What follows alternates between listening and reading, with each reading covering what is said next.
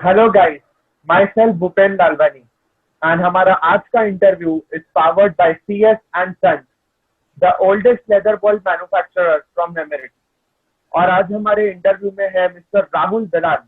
अगर मैं राहुल दलाल के बारे में कुछ बता दूं तो राहुल ने ये साल के रणजी ट्रॉफी में 1340 रन बनाए सिर्फ 9 मैचेस में, और ये अपने आप में एक बहुत बड़ा रिकॉर्ड है। तो आज हमारे साथ राहुल जुड़ गए हैं। हाय राहुल। हाय। कैसे हैं आप? बस बढ़िया, आप कैसे हैं? एकदम फर्स्ट क्लास। राहुल भाई, मैं आपको पहला क्वेश्चन पूछता हूँ डायरेक्टली। हम्म। आपने हरियाणा के लिए 2012 में रणजी ट्रॉफी डेब्यू किया था। तो उस जर्नी के बारे में आपको हम कुछ बताएं कि आप उसके बाद अरुणाचल शिफ्ट हो गए, और ऐसा क्यों, अरुणाचल अब क्यों शिफ्ट हुए, क्या सोच के, इस बारे में हमें कुछ बताएं। हम्म। हरियाणा के लिए फर्स्ट फर्स्ट ईयर मैंने डेब्यू करा रणजी ट्रॉफी 2012 में। और मैं 5 साल हरियाणा के लिए खेला। बहुत ही अच्छी अच्छा। जर्नी थी, मैं बहुत कुछ सीखा। और एक टाइप से रोलर कोस्टर राइड थी। बट लास्ट के जो 3 साल थे उसमें मैं बैक इंजरी की वजह से टीम से बाहर हो गया। उसके बाद लास्ट ईयर मैंने कम बैक करा। बट मुझे तीनों फॉर्मेट खेलने थे जो कि मुझे लास्ट में नहीं मिल रहे थे हरियाणा से खेलने के लिए। तो मैं सिर्फ रणजी खेल रहा था। मैंने वनडे T20s ज्यादा नहीं खेले हरियाणा से 5 सालों में। तो मुझे तीनों अच्छा। फॉर्मेट खेलने थे। और फिर अरुणाचल क्रिकेट एसोसिएशन को मैं थैंकफुल हूँ। उन्होंने मैंने उनको रिक्वेस्ट डाली और उन्होंने मुझे अपनी टीम से रिप्रेजेंट करने का मौका दिया। तो मुझे कोई ऐसी टीम चाहिए थी जहां से मैं तीनों फॉर्मेट खेल सकूं, पूरा सीजन खेल सकूं। बिकॉज काफी टाइम से ऐसा हुआ नहीं था कि मैंने पूरा सीजन खेला। बहुत अच्छा लगा है सुन के, और ये चीज ने आपको हेल्प भी किया एज अ प्लेयर। आप काफी ग्रो हुए वहां से, ऐसा लगता है। हाँ जी। मतलब हमारे जो कोच थे संजीव शर्मा सर, उनका काफी सपोर्ट था। और मुझे ऐसा लगता है कि अगर आपको बैकिंग हो एसोसिएशन की और आपको सपोर्ट मिले तो आप खुल के खेल सकते हैं। और you can showcase what ever you have. Exactly exactly, सही बात है। एक सीजन में आपने 1340 रन बनाए, जो अपने आप में एक बहुत बड़ी बात है। और इसके बाद आपका नाम VVS लक्ष्मण के बाद जुड़ गया हाईएस्ट रन गेटर की कैटेगरी में। तो ये बात सुन के आपको कैसा लगता है, कैसा फील होता है? नहीं, जाहिर सी बात है, बहुत अच्छा लगता है। और मतलब कभी कभी जब जब तक रणजी सीजन चल रहा था तब तक तो ये चीज दिमाग में थी नहीं। तब तक तो ये था कि चलो, जब तक जितना जो लास्ट मैच है उसमें भी ये था कि हाँ, आपको टीम के लिए अच्छा करना है, अपने लिए अच्छा करना है। तो जैसे ही वो खत्म हुआ, सब घर आए वापस, उसके 2-3 दिन बाद ये चीज सिंक हुई अंदर कि अच्छा, ओके, इस साल का हाईएस्ट रीडिंग रन स्कोरर हूँ मैं। और रिकॉर्ड के काफी क्लोज था। तो थोड़ा सा एक वो था दिमाग में कि यार बहुत क्लोज था रिकॉर्ड के। और बट बहुत खुशी हुई। सब लोगों ने आके बहुत, दे वर फीलिंग वेरी प्राउड। मेरे घर वाले, मेरे कोचेस। तो अच्छा ही लगता है, ऑब्वियसली ऐसी चीज होती है तो। कोई बात नहीं, ये भी अपने आप में एक बहुत बड़ी बात है, और 100% अगले साल आप रिकॉर्ड तोड़ सकते हैं। बिल्कुल, थैंक यू सो मच। आपने एक ही सीजन में 2 डबल सेंचुरी बनाई, इतने बड़े बड़े स्कोर किए, तो उसके लिए आप कितनी प्रैक्टिस करते हो और आपका माइंडसेट क्या रहता है? मुझे ऐसा लगता है कि लंबे स्कोर्स के लिए प्रैक्टिस का कोई ऐसा कुछ सेट रूटीन नहीं हो सकता कि आप इतनी प्रैक्टिस करो, आप 10 घंटे प्रैक्टिस करो तो आप लंबे स्कोर बना सकते हैं, या 5 घंटे प्रैक्टिस करो तो ऐसा हो सकता है। मुझे ऐसा लगता है कि ये सारी चीज दिमाग में है। आपका माइंडसेट अच्छा होना चाहिए।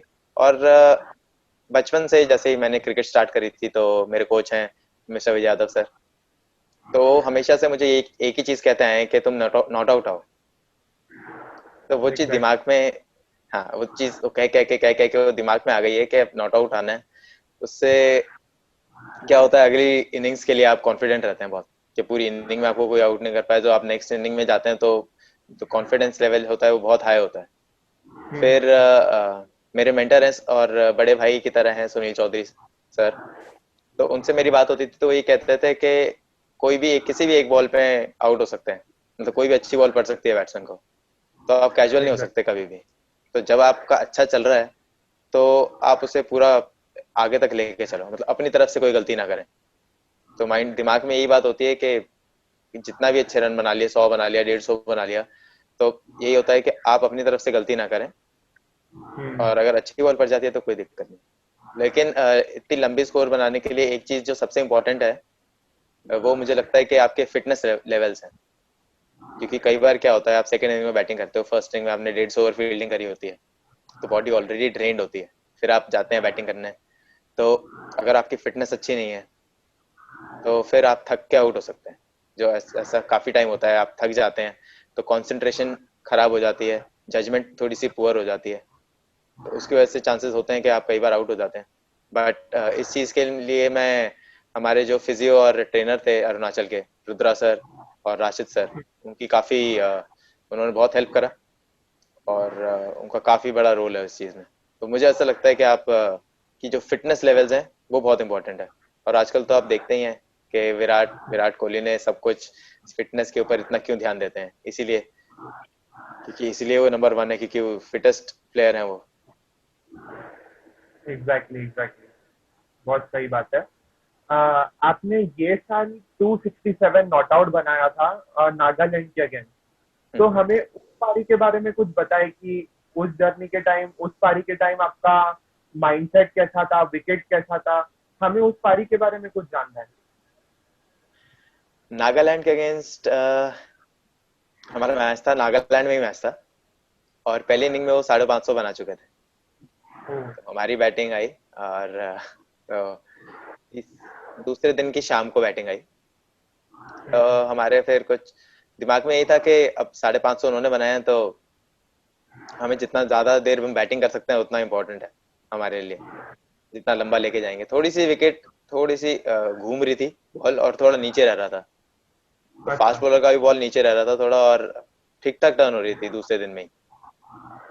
तो यही था कि जितना लंबा खेलेंगे उतना बेटर है। उसके बाद लेकिन क्या हुआ, हमारे 200 पे 7 आउट हो गए। अच्छा हाँ, तो फिर उस टाइम पे थोड़ा सा दिमाग में आया, यार 200 पे 7 हो गए हैं, तो थोड़े से रन भी बनाने पड़ेंगे, फॉलो ऑन तो खेलना नहीं है, तो टीम को थोड़ा सा स्टेबलाइज करना पड़ेगा। तो उस टाइम पे थोड़ा सा काउंटर अटैक करा। मेरी फिर 8th विकेट के लिए 198 की पार्टनरशिप हुई अखिलेश साहनी के साथ। अच्छा हाँ, तो उस टाइम पे बात यही हो रही थी कि भाई अभी एक पार्टनरशिप बनाते हैं, 10-10 रन के गैप में, ये 10-10 रन काउंट करते हैं। तो ऐसे करते करते छोटे छोटे टारगेट्स लेके हमने जर्नी स्टार्ट करी, और फिर एक बार जब सेट हो गए तो उसके बाद तो ये था कि मोमेंटम कैरी करना है, मोमेंटम थ्रो अवे नहीं करना, मोमेंटम उस चीज को कैरी करना है आगे तक। वही करना है, बरोबर। तो मतलब आप एक एंड से नॉट आउट रह गए, बरोबर, 267 पे। हाँ हाँ हाँ। बहुत बड़ी बात है ये, क्योंकि आप बता रहे कि अब 200 पे 7 थी आपकी टीम, और उसके बाद 198 का पार्टनरशिप, और बाद में आपने हम्म, 267 नॉट आउट बनाया। ये एक मतलब रिकॉर्ड की तरह बात है। खैर, हाँ हाँ हाँ। उसके लिए वेल आपको। और उसी के थैंक यू। बाद आपने एक और इनिंग्स खेली थी, 205 रन नॉट आउट की हम्म अगेंस्ट मिजोरम। हमें हम्म। उस इनिंग्स के बारे में भी कुछ जानना है कि आपने इतनी बड़ी पारी कैसे खेली थी वो टाइम, विकेट कैसा था, वो आपका माइंडसेट कैसा था वो मैच मिजोरम के अगेंस्ट जो मैच था उसमें विकेट बहुत अच्छा था, में। तो अच्छा। विकेट देख के थोड़ा सा कॉन्फिडेंस था कि यार ये तो पाटा विकेट मिल गया बहुत टाइम बाद। तो इस पे थोड़ा सा मेरी बात हुई थी सुनील चौधरी सर से, तो ये कह रहे थे कि इसमें जल्दी नहीं करनी इस विकेट पे, मतलब आप टाइम लो, आप सेट हो और फिर खेलना। तो हमने पहली इनिंग में बनाए 80 के आसपास, उन्होंने 600 बनाए दूसरी इनिंग में। तो फिर हमें पास ये था कि 1.5 दिन बैटिंग करनी है, 1.5 दिन बैटिंग करनी थी, और कोई ऑप्शन नहीं था अगर ड्रॉ करना है मैच तो। तो यही था कि जितना लंबा हो सकता है उतना लंबा खेलें। फिर दूसरे दिन के फर्स्ट सेशन के बाद थोड़ा हुआ कि यार अब रन बनाने पड़ेंगे, क्योंकि अगर बाई चांस कोई कोलैप्स होता है बीच में, तो फिर ऐसा ना हो कि हम इनिंग से हार जाएं। तो थोड़े से रन बनते हैं, तो दूसरी ऑपोजिशन पे भी प्रेशर बनता है, तो वो थोड़ा बैकफुट पे जाते हैं, तो आउट होने के चांसेस थोड़े कम हो जाते हैं। सही बात है, सही बात है। तो उस टाइम पे ये आपने, था कि लंबे रन बनाने, बोलिए बोलिए बोलिए। तो उस टाइम पे यही था कि लंबे रन बनाने, और जितना ज्यादा देर विकेट पे रह सके उतना रहना है विकेट पे, और थोड़ा सा प्रेशर दूसरी टीम पे डालना है, क्योंकि विकेट अच्छी थी, मैं सेट था, पहले इनिंग में मैंने 178 बनाए थे, तो मैं सेट था। तो अच्छा। ये था कि थोड़ा सा प्रेशर दूसरी टीम पे डालना है। Exactly exactly. हम्म, बहुत ही अच्छी इनिंग्स थी आपके लिए, ये इनिंग्स भी शायद यादगार होगी। और बिल्कुल। उसके बाद आपने बिहार के अगेंस्ट 190 बनाए, मिजोरम के अगेंस्ट आपने 205 नॉट आउट, नागालैंड के अगेंस्ट 267 नॉट आउट। तो ये तीनों पारियों में आपके लिए सबसे डिफिकल्ट पारी कौन सी थी, आपको सबसे टफ कौन सी लगी? बहुत डिफिकल्ट सवाल है ये, क्योंकि तीनों जो इनिंग्स हैं वो स्पेशल हैं अपने आप में। मिजोरम वाली मेरा फर्स्ट डबल 100 था। नागालैंड वाली हम मैच बचा रहे थे अच्छा और अच्छा। 1.5 दिन बैटिंग करी। बिहार वाली में मेरी पार्टनरशिप हुई, एक 7th विकेट के लिए मेरी पार्टनरशिप थी 75 रन की, और उसमें एक रिकॉर्ड था कि सारे 75 रन मैंने बनाए थे। ओ। सो ये पूरे, हाँ, तो ये डोमेस्टिक क्रिकेट का इंडिया में रिकॉर्ड है। 7th विकेट पे सारे रन एक बैट्समैन के ने जो बनाए हैं। मेरे राकेश के साथ पार्टनरशिप हुई थी। बट अच्छा अगर अच्छा। तीनों में से कोई एक डिसाइड करनी हो तो मुझे लगता है कि मैं नागालैंड वाली डिसाइड करूंगा, क्योंकि नागालैंड में हम तीसरे दिन और चौथे दिन बैटिंग कर रहे थे विकेट पे, प्रेशर था, और ये था कि दिन बचाना है, पूरा पूरा मैच बचाना है। बिहार में था कि हम पहले दिन बैटिंग कर रहे थे, तो पहले दिन जनरली विकेट बहुत अच्छा होता है। तो नागालैंड में बॉल तीसरे दिन घूमने लग गया था, नीचे रह रहा था। अच्छा। तो वो थोड़ा ऐसा था कि जहाँ पे थोड़ी सी टेस्टिंग कंडीशंस थी, हम्म। और हमारी टीम भी सही। अच्छी पोजीशन में नहीं थी। तो वहां से खराब पोजीशन से टीम को अच्छी पोजीशन में लाना और फिर मैच ड्रॉ कराना, वो मुझे ऐसा लगता है कि मैंने टीम के लिए कंट्रीब्यूट करा। और जहाँ पे टीम का कंट्रीब्यूशन होता है तो फिर सबसे ऊपर तो टीम ही है, वो फिर ज्यादा अच्छा एग्जैक्टली। रहता है। सही बात है। आपने इतनी बड़ी बड़ी पारियां खेली, इतने बड़े बड़े स्कोर किए, लेकिन आप एज अ क्रिकेटर उतने हाईलाइटेड नहीं थे जितने बाकी प्लेयर्स थे। तो इस बारे में आप, इस सिचुएशन से आप कैसे डील करते हो, और इस बारे में आप क्या सोचते हैं? आ, ये जो सिचुएशन है, मुझे ऐसा लगता है कि कुछ टाइम तक ही एक दो बार दिमाग में आती है, सबके आती है, इट इज, ये तो बिल्कुल नेचुरल चीज है। लेकिन हाँ वही। जो जो हमारे आसपास सिचुएशन चल रही थी, जो पैंडेमिक था पूरे वर्ल्ड में, कोविड 19 अभी चल रहा है, तो उस चीज हाँ को देखते हुए सारी चीजें साइडलाइन हो गई थी, क्योंकि सारा फोकस हाँ वो उसी पे बात। था। हाँ जी। तो उसमें आप कुछ कर नहीं सकते। और क्रिकेट, मैंने इतने सालों से मैं क्रिकेट खेल रहा हूँ, उससे मेरे को एक ही चीज मैंने सीखी है, वो ये है कि आप तैयार रहिए, कुछ भी कभी भी हो सकता है। तो वो चीज आपके साथ अच्छी हो रही है तो वो भी अनएक्सपेक्टेड अच्छी हो सकती है, कोई खराब भी हो सकती है। तो हम्म। मुझे ऐसा लगता नहीं कि मेरे को ज्यादा ऐसा लगा कि ठीक है लाइमलाइट में नहीं है तो मुझे कोई ज्यादा प्रॉब्लम नहीं हुई। सही बात है। हमें अपने काम पे ध्यान देना है, लाइमलाइट में तो आ जाएंगे कभी ना कभी। सही बात है। बिल्कुल बिल्कुल। आप अपना काम करो, बाकी चीजें तो छोड़ दो। फॉलो करेगी ऑटोमेटिकली। बिल्कुल सही बात बिल्कुल। है। तो अगला सवाल ये है मेरा आपसे कि आपका ये सीजन इतना जबरदस्त गया है, मतलब आपने इतने सारे रन बनाए, और जाहिर सी बात है कि आप चाहते हैं कि आप आगे का क्रिकेट जल्दी खेलें। तो आपका फ्यूचर गोल के हिसाब से आप कौन सी टीम के लिए या कौन से टूर्नामेंट खेलना चाहते हैं, आपके फ्यूचर गोल को देखते हुए? इस साल का तो मेरे को बहुत ज्यादा उम्मीद थी कि अभी दुलीप ट्रॉफी होनी थी, तो मुझे था कि हम्म। मेरा नाम आएगा दुलीप ट्रॉफी में। अनफॉर्चुनेटली देवधर में नहीं आया था, लेकिन मुझे ये था कि मुझे दुलीप में नाम आएगा, तो मैं बहुत एक्साइटेड था दुलीप खेलने के लिए। बट अभी तो वो, बिकॉज ये कोविड की वजह से टूर्नामेंट्स कैंसिल हो गए हैं। तो आगे एग्जैक्टली। आगे के मेरे फ्यूचर प्लान्स यही हैं कि एज अ क्रिकेटर सबके यही एक ही प्लान होता है, एक ही एम होता है जब वो क्रिकेट स्टार्ट करता है, इंडिया के लिए खेलना। तो एग्जैक्टली। मेरे भी मन में है कि मैं इंडिया को रिप्रेजेंट करूं और टीम के लिए, इंडिया के लिए खेलूं। बाकी आजकल दूसरा जो सेकंड गोल हो गया है सबका, वो आईपीएल हो गया है। तो बिल्कुल, क्योंकि ये जो दो मतलब यही एक डोमेस्टिक टूर्नामेंट है जो रणजी से बड़ा हो गया है अब, क्योंकि ये वर्ल्ड वर्ल्ड स्टैचर का है, ये डोमेस्टिक नहीं रहा, बिकॉज आप फॉरेन प्लेयर्स भी आते हैं। तो मैं चाहता हूँ कि मैं आईपीएल की टीम रिप्रेजेंट करूँ। आईपीएल की टीम में से मुझे सबसे पसंद है आरसीबी, बिकॉज आरसीबी। क्योंकि हाँ जी, क्योंकि उनका batting lineup is super human I guess. Virat Kohli, AB de Villiers, तो ये मेरे आइडल्स हैं। मैं इनके साथ रहना चाहता हूँ, हाँ, इनसे सीखना चाहता हूँ, इनके साथ खेलना चाहता हूँ। और मुझे ऐसा भी लगता है कि बैंगलोर के विकेट्स मेरे बैटिंग स्टाइल को थोड़ा सा सूट करती हैं, शूट क्योंकि करते हम हैं। के हाँ, हम के खेलने जाते थे जब हरियाणा से खेलता था मैं। तो मेरा काफी अच्छा रिकॉर्ड है के टूर्नामेंट से। हाँ, बरोबर बरोबर। बैंगलोर के विकेट में सच में बैटिंग करने में मजा आता है। वो बिल्कुल जो एम बिल्कुल, अच्छा बाउंस होके आता है। है, और जो भी बहुत मजा हाँ आता है, सही बात बोल रहे हैं आप। अच्छा, आपके फैंस के ज्यादा कुछ आपसे क्वेश्चन पूछना चाहूंगा मैं। आपके फैंस हाँ जी। आपसे कुछ जानना चाहते हैं।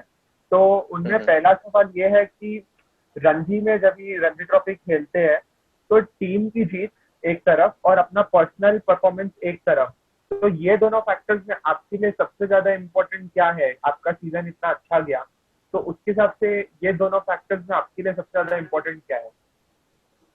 मुझे ऐसा लगता है कि आप ये दोनों चीजें अलग अलग करके नहीं देख सकते। मेरी जो हम्म। सोच है वो ये है कि मेरी परफॉर्मेंस अच्छी हो और वो हम्म। टीम को जीतने के लिए हेल्प करे। तो वट एग्जैक्टली। तो अगर आप ये सोचोगे कि मेरे को टीम के लिए परफॉर्म करना है, तो आपका जो अपने ऊपर से इंडिविजुअल परफॉर्मेंस का जो प्रेशर है वो हट जाता है। आप हट सोचोगे कि जाता है। हाँ, क्योंकि अगर आप क्योंकि मेन एम तो यही है, आप जिस टीम को रिप्रेजेंट कर रहे हैं, आपको जिस टीम में सिलेक्ट कर रहा है आपको उसको जिताना है। तो अगर आपका फोकस उस पे रहता है तो फिर आपका इंडिविजुअल परफॉर्मेंस का जो प्रेशर होता है ना, कि यार तूने रन बनाने हैं, मैंने रन बनाने हैं, हम्म। वो वाला थोड़ा सा साइड हो जाता है। और फिर जब आप बिगर गोल्स को देखते हो तो फिर ये जो छोटे गोल्स हैं इंडिविजुअल्स वाले, ये थोड़े से अपने आप टेक केयर करते हैं आप।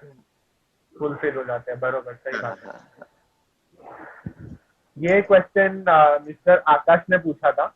अगला हाँ। क्वेश्चन पवन का है कि आइडियली एक डोमेस्टिक प्लेयर बनने के लिए या रणजी लेवल तक पहुंचने के लिए हमें कितने घंटे प्रैक्टिस करने पड़ता है दिन में, ऐसा वो पूछते हैं। इसका जवाब, एक बार मेरी बात हुई थी इमरान ताहिर से। मैं हाँ। एसआई की फैक्ट्री में था, तो वो भी आए हुए थे सामान लेने। तो मैं इमरान ताहिर से मिला। मैंने उनसे पूछा, मैंने कहा सर, आप साउथ अफ्रीका के लिए खेलते हैं और Hashim Amla, AB de Villiers, Faf du Plessis, इतने बड़े बड़े प्लेयर्स हैं। तो उनका जो हम्म। आपका और आपका जो प्रैक्टिस स्टाइल है, और ये जो इन सबका प्रैक्टिस स्टाइल है, इंटरनेशनल लेवल पे सक्सीड करने के लिए क्या चाहिए होता है? तो उन्होंने मुझे हम्म। बताया, यार सबका अपना अलग अलग स्टाइल होता है। हाशिम आमला को 10 घंटे चाहिए, 5 घंटे चाहिए नेट में बैटिंग करने के लिए। आप उनको कितनी भी बैटिंग करा लो, वो बाहर नहीं आते नेट से। तो और एबी डिविलियर्स का क्या है, वो 15 मिनट में भी वापस बाहर आ जाते हैं, उनको 10 मिनट की बैटिंग चाहिए बस। तो ये इंडिविजुअल टू इंडिविजुअल मेरे को लगता है कि डिफर करता है। मैं अगर 5 घंटे बैटिंग करता हूँ तो ऐसा जरूरी नहीं है कि दूसरा बंदा अगर 5 घंटे बैटिंग करे तो वो सक्सीड हो या उसको वही चीज मिले। तो मुझे लगता है कि आपको अपने गेम के बारे में थोड़ा सा नॉलेज होना चाहिए। और प्रैक्टिस से ज्यादा गेम दिमाग का है, टेम्परामेंट का है। तो वो चीजें ज्यादा इंपॉर्टेंट है। प्रैक्टिस तो है इंपॉर्टेंट, क्योंकि उसके बिना तो कुछ है ही नहीं। बट आप जितना मेंटली स्ट्रांग हो, उससे ज्यादा फर्क पड़ता है। तो ये आपको खुद ही डिसाइड करना है कि आपको कितने घंटे की प्रैक्टिस आपको बेनिफिट कर रही है। हम्म, सही बात है, एग्जैक्टली। एग्री करता हूँ ये पॉइंट एज अ क्रिकेटर। तो अगला सवाल है ध्रुव का कि आपको सबसे ज्यादा कौन सा बैट पसंद है और आप कौन से बैट स्टाइल से प्ले करते हैं, यार एक short handle, long long handle, या heavy weight bat, light weight bat? तो आपको सबसे ज्यादा कौन सा बैट पसंद है और उसका टाइप कैसा है, लॉन्ग, शॉर्ट या वेट वाइज? मेरे बैट वीडियम के होते हैं। वीडियम मेरा स्पॉन्सर है। और अच्छा। हाँ जी। तो मुझे लाइट वेट बैट पसंद है, वेट अराउंड 1150 के आसपास। और हम्म। Oval handle, semi oval handle, और थोड़ा सा पतला हैंडल पसंद है मुझे। क्योंकि उससे पिकअप थोड़ा अच्छा रहता है, मुझे ऐसा लगता है मेरी ग्रिप अच्छी बन रही है उससे। दो दो ग्रिप लगाता हूँ मैं। और मुझे लाइट वेट बैट पसंद है, क्योंकि लाइट हैवी वेट में मेरे को थोड़े पुल और कट मारने पसंद है। तो हैवी वेट में वो आने में थोड़ा सा टाइमिंग का फर्क हो जाता है। तो हम्म। मुझे लगता है कि बैट सिलेक्शन और वेट सिलेक्शन विकेट के हिसाब से और आपके शॉटों के हिसाब से आपको करना चाहिए, ये नहीं कि कोई और किससे खेल रहा है उसके हिसाब से आप करो। तो जो शॉट आप खेलते हैं उसके हिसाब से बैट सिलेक्शन मुझे लगता है कि आपको होना चाहिए। समझ, सही बात है। अगला क्वेश्चन है मिथुन के तरफ से कि आप अलग अलग विकेट्स पे खेलते हो, अलग अलग कंडीशंस में खेलते हो, तो उसके लिए आप इतने कंसिस्टेंट कैसे होते हो? क्या प्रिपरेशन करते हो इतनी कंसिस्टेंट होने के लिए? मुझे ऐसा लगता है कि लास्ट 2 सालों में बहुत बहुत मैच खेले हैं मैंने, मतलब दिल्ली के अच्छा। टूर्नामेंट्स और नॉर्थ इंडिया में आसपास जितने भी टूर्नामेंट्स हैं हर जगह मैं खेला हूँ और मैंने रन बनाए हैं। तो उससे क्या है कि आपको अपने गेम के बारे में आइडिया हो जाता है थोड़ा सा, और जब आपको अपने गेम के बारे में आइडिया होगा तभी आप एक कंसिस्टेंट लेवल पे रन बना सकते हो, क्योंकि आपको पता है कि आपको क्या चीज़ चाहिए, आपको क्या चीज़ सूट कर रही है, क्या चीज़ सूट नहीं कर रही। आप ऑलरेडी आप इतनी डिफरेंट काइंड ऑफ विकेट्स पे खेलते हो, दिल्ली में भी और बाहर भी कहीं जाते हो, तो वो थोड़ा हम्म। सा माइंडसेट अपने आप बन जाता है कि इस विकेट पे देख के कि इस विकेट पे कौन से शॉट लग सकते हैं और कौन से हम्म। शॉट नहीं लगते। तो हर हर विकेट पे मुझे ऐसा लगता है कि आप एक माइंडसेट से नहीं जा सकते कि हर विकेट में आपको कुछ शॉट ऐसे हैं जो आपको डिसाइड करने पड़ेंगे कि ये शॉट नहीं लगेंगे इस विकेट पे। अगर लो रह रहा है बॉल तो आप स्वीप नहीं मार सकते, थोड़ा सा देख के मारना पड़ेगा। अगर बाउंस एग्जैक्टली। बाउंस है, हाँ बाउंस है तो आपको कटपुल चलेंगे। तो हर विकेट के हिसाब से कोई ना कोई आपके पास ऐसा होना चाहिए इंसान, आपका कोच, आपका मेंटर, जो जिससे आप बात कर सको मैच से पहले और हम्म। उससे डिस्कस कर सको कि सर ऐसी विकेट है और इस पे क्या हो सकता है। तो उससे क्या है, आपको दो ओपिनियंस मिलते हैं, एक तो आपका अपना ओपिनियन और दूसरा आपके मेंटर का या आपके कोच का ओपिनियन। तो जब जहाँ पे वो चीज़ मैच कर रही होती है तो वो चीज़ आपको पकड़नी होती है। सही बात है। अगला सवाल है समर्थ का कि आपकी कंसिस्टेंसी का राज क्या है? मेरे को मालूम है ये क्वेश्चन मैंने थोड़ा पहले भी पूछा है, लेकिन जो समर्थ है इंस्टाग्राम यूजर, वो चाहते हैं कि आप उनकी कंसिस्टेंसी का राज बताओ। कंसिस्टेंसी, मुझे ऐसा लगता है कि आपके अंदर as a cricketer, as a batsman, आपके अंदर एक हंगर होना चाहिए रन्स बनाने का। जब भी आप विकेट पे जाओ तो आपको ये लगना चाहिए कि मतलब बैट्समैन का यही काम है मेरे हिसाब से, तो आपको टीम में सिलेक्ट किया गया है रन बनाने के लिए, तो आपको जाना है और आपको अपना काम करना है। और कंसिस्टेंसी, मुझे तो बस ऐसा ही लगता है कि जब भी मैं ग्राउंड पे जा रहा हूँ तो मुझे रन बनाने हैं।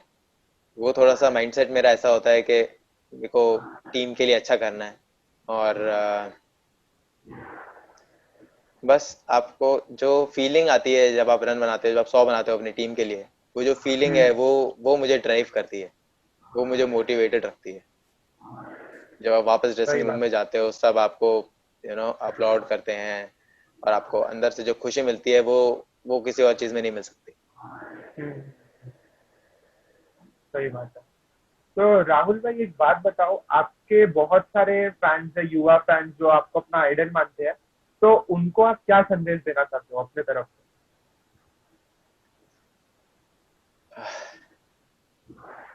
उनके लिए मेरे पास एक ही, मैं उनको जो गाइड करना चाहूंगा वो दो एक ही लाइन भी चीज। सबसे कुछ बताइए। हाँ, अपने हिसाब से बस 2 लाइन बताएंगे बस हो जाएगा वो तो, ताकि जो आपके युवा फैंस है उनको भी लगे कि हाँ मुझे कुछ बोला है उन्होंने। मुझे ऐसा लगता है कि जब आप प्रैक्टिस करके घर आते हैं तो आपको ऐसा लगना चाहिए कि हाँ आज मैंने सब कुछ करा है। आपकी अंदर एक सेटिस्फैक्शन वाली फीलिंग होनी चाहिए सोने से पहले।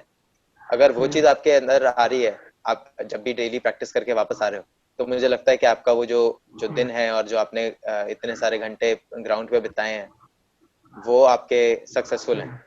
लेकिन अगर कहीं ना कहीं आपको ऐसा लगता है कि यार मैं ये भी कर सकता था शायद, या मैं ऐसा मतलब इतना थोड़ा और कर सकता था, तो जब भी वो वाली फीलिंग आ जाए तो आप समझ जाओ कि आपको थोड़ा सा और एफर्ट पुट करने हैं। और मुझे एक ही चीज लगती है कि हमने खेलना किस लिए शुरू करा था। हम खेलना इसीलिए स्टार्ट करते हैं क्योंकि हमें खेलना पसंद है। हमें अच्छा लगता है खेलना। तो कई बार क्या होता है, हम प्रोफेशनल जब आप चलते रहते हैं तो आप वो चीज़ भूल जाते हैं और आप प्रेशर लेने लग जाते हैं और आप आगे का सोचने लग जाते हैं कि आगे क्या होगा। तो युवा फैन से मेरी एक ही वो है कि आप ये ना सोचें कि आगे क्या होगा, या आप प्रेशर ना लें अपने ऊपर। आप गेम को खेलो, एंजॉय करो और अपने आप को एवरीडे आप इम्प्रूव करने की कोशिश करो। बहुत बहुत अच्छे विचार हैं आपके। और राहुल भाई, आपसे बात करके बहुत अच्छा लगा और उम्मीद है कि आपसे फिर जल्दी मुलाकात होगी। और सच में ये सेशन बहुत अच्छा था और सबको ये सुनना भी चाहिए कि आपके विचार, एक leading run scorer Ranji trophy का क्या सोचता है वो जानना भी बहुत जरूरी है। हाँ तो जी, बहुत अच्छा लगा आपसे बात करके। थैंक यू राहुल, और मिलते हैं जल्द। थैंक यू, बहुत अच्छा लगा मुझे भी। और जल्दी मिलते हैं। थैंक यू सो जल्दी। मच। Thank you.